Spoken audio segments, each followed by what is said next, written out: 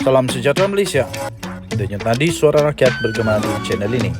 Terima kasih kerana bersama-sama di channel ini untuk mendapatkan berita-berita terkini. Bagi anda yang baru, jangan lupa tekan butang subscribe, like dan share. Malaysia kita punya, kita jaga sama-sama. Salam sejahtera Malaysia. Denyut nadi suara rakyat bergema di channel ini. Baru-baru ni heboh tentang memperkatakan kononnya Sanusi bakal akan digugurkan dan akan dilantik MB baru Kedah. MB baru Kedah iaitu Hayati daripada Tokai, daripada Adun Tokai. Tapi selepas itu tampillah Sanusi dengan satu kenyataan terbaru. Kenyataan terbaru yang pasti mengejutkan seluruh Malaysia. Yang pasti kerana dia sudah sudah terasa hatinya, jadi terpaksalah dia keluarkan kenyataan ini. Dan ini pastinya muncul daripada hati nurani. Hati nurani, dan pengakuan ini pastinya pengakuan yang cukup jujur oleh Sanusi. Agaknya ada makin panik ke, makin panik. Tapi sebenarnya tuan-tuan dan puan-puan, akhirnya Sanusi kata, dia kata saya tidak lengah-lengahkan kes mahkamah. Itu kata Sanusi. Kes mahkamah yang mana? Ramai orang kata juga kepada saya, tapi saya kurang setujulah. Sebab saya pikir Sanusi membuat proses mahkamah yang betul kan. Jadi ramai orang juga kata mungkin dia harap-harap ada masih peluang untuk menumbangkan Anwar Ibrahim. Sampai baru-baru ini ada lebih daripada 800-700 orang yang berkumpul di depan Istana Negara pula tu, untuk kononnya hantar memorandum kepada Agong. Dan Agong yang sangat-sangat baik hati menerima juga. Tapi akhirnya yang pergi menghadap Agong itu okey, tak ada masalah, yang itu telah diperkenankan. Tetapi yang tak betulnya dengan pada hari itu ialah mereka berkumpul beramai-ramai tanpa sebarang kebenaran daripada polis. Akhirnya polis ambil tindakan. Jadi tuan-tuan dan puan yang dihormati sekalian, apapun yang dilakukan tak akan berjaya untuk tumbangkan Datuk Seri Anwar Ibrahim. Itu saya boleh yakinlah. Saya boleh yakin dalam masa terdekat ini Datuk Seri Anwar Ibrahim tidak akan tumbang lah. Jadi kalau Sanusi harap-harap dengan melengah-lengahkan kes mahkamah, kalau dia melengah lah, tapi tak rasanya lah kan.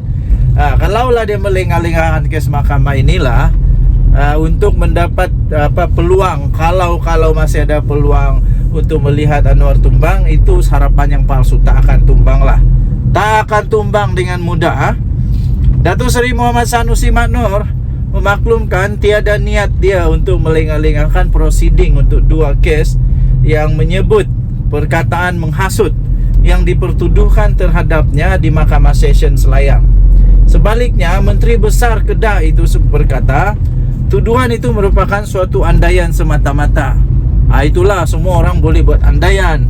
Jadi kalau Sanusi tak mau ada andaian-andaian yang bangkit seperti itu, yang timbul seperti itu, lebih baik jangan lagi tangguh. Kalau tak salah, takut apanya? Lawan, jangan takut. Kalau betul, kalau benar, tak bersalah, takut apa? Jadi Sanusi yang sekarang umurnya 50 tahun sudah ini berkata, dalam kenyataan terbarunya ini, dia kata sudah menjadi haknya untuk memindahkan kes. Malah ia dilakukan mengikut prosedur undang-undang. Betul lah, tapi dia punya konsekuensi itulah orang buat andaian yang pelik-pelik. Dia kata saya menunjukkan contoh yang baik dari segi moral, katanya selepas pengurusan permohonan Sanusi untuk memindahkan kes itu dari Mahkamah Session Selayang ke Mahkamah Tinggi Shah Alam pada Rabu. Semasa prosiding, Peguam Hashahari Johari Mawi yang mewakili Sanusi selaku pemohon berkata pihak pembelaan telah menerima afidavit jawapan daripada pihak pendakwaan menerusi email pada Selasa. Okey, untuk mendapatkan berita lengkap ini, Anda boleh masuk di dalam Sinar Harian ya, di Sinar Harian, dan Anda boleh cari berita ini. Denyut nadi suara rakyat bergema di channel ini. Jangan lupa tekan butang subscribe, like dan share. Malaysia kita punya, cintai Malaysiaku, kita jaga kita. Kita jumpa lagi. Salam sejahtera Malaysia. Bye bye. Salam sejahtera Malaysia. Denyut nadi suara rakyat bergema di channel ini. Tuan-tuan dan perempuan yang dihormati sekalian, berita terkini yang menggemparkan seluruh Malaysia. Akhirnya apa yang ditakuti oleh Daim Zainuddin benar-benar jadi kenyataan. Macam mana pun Daim nak menggelupurkan, nak meroyankan, nak buat apa, buatlah. Tapi yang pasti SPRM sudah dapat kebenaran untuk mendakwa Daim Zainuddin. Itu kata Azam Baki. Undang-undang tetap undang-undang, kebenaran tetap kebenaran, suka atau tidak, dakwa tetap dakwa. Jadi sama ada dia kaya sebelum jadi Menteri Keuangan atau semakin kaya selepas berhenti jadi Menteri Keuangan, itu belakang cerita. Yang penting dakwa itu perlu ada. Kalau ada kes, pertama. Kedua, kalau dapat kebenaran. Tapi sekarang sudah disahkan, SPRM sudah mendapat kebenaran untuk mendakwa Daim Zainuddin. Bekas Menteri Keuangan Tun Daim Zainuddin sepatutnya sudah pun dihadapkan ke mahkamah atas pertuduhan mengikut Akta Suruhanjaya Pencegahan Rasuah Malaysia, SPRM ya, tuan-tuan dan puan-puan. Bagaimanapun, pendakwaan terhadap beliau telah pun ditangguhkan oleh SPRM kerana Daim sedang dalam rawatan di hospital swasta atas masalah kesihatan yang tidak dinyatakan.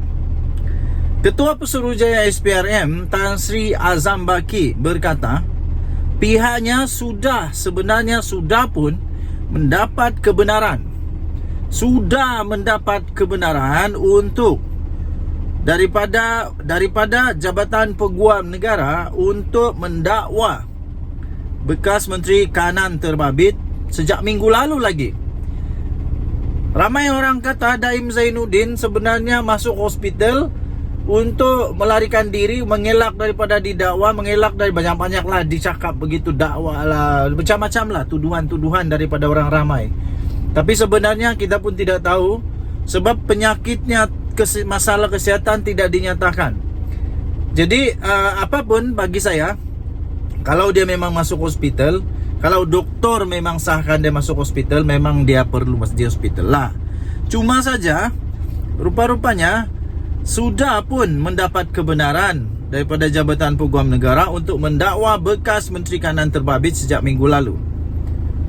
Beliau berkata pihaknya kecewa dengan doktor yang merawat Daim yang gagal berterus terang kepada pegawai penyiasat SPRM mengapa bekas menteri itu dianggap tidak mampu hadir di mahkamah. Jadi doktor pun kenalah beritahu kenapa, ataupun ya memang ada akta mungkin kerahasiaan dan sebagainya. Walaupun begitu, menurut Azam Baki, dia kata kami dapat kelulusan untuk mendakwa Daim sejak seminggu lalu katanya. Buat kali keduanya di dalam Malaysia. Suami isteri bekas menteri kena dakwa. Pertama dulu siapa? Najib Razak dan Rosmah Mansur. Dua-dua kalah di mahkamah. Ya. Kali ini Daim Zainuddin dan istrinya, apakah bakal kalah juga di mahkamah? Apabila pegawai penyiasat memaklumkan peguamnya bahawa Daim perlu hadir ke mahkamah, peguam itu beritahu SPRM bahawa Daim telah dimasukkan ke sebuah hospital swasta. Kami buat semakan, Daim memang dimasukkan ke hospital sebelum kami dapat kelulusan untuk mendakwa. Bagaimanapun sehingga hari ini kami tidak dapat memastikan mengapa dia dimasukkan ke hospital kerana doktor yang merawatnya tidak mendedahkan apa yang tidak kena dengan Daim Zainuddin. Katanya dalam kenyataan seperti yang dilaporkan oleh portal Malaysia Kini. Azam berkata Daim dijangka berdepan dengan sekurang-kurangnya satu pertuduhan kerana gagal mengisytiharkan beberapa hartanah yang dimiliki bersama dengan istrinya. Katanya berdasarkan situasi daim, SPRM juga boleh membawa seorang hakim ke hospital untuk menempatkan beliau supaya pertuduhan dapat dibacakan. Bagaimanapun, Azam Baki menegaskan langkah itu bukan pilihan pertama pihaknya, melainkan keadaan memerlukannya. Denyut nadi suara rakyat bergema di channel ini. Bye-bye.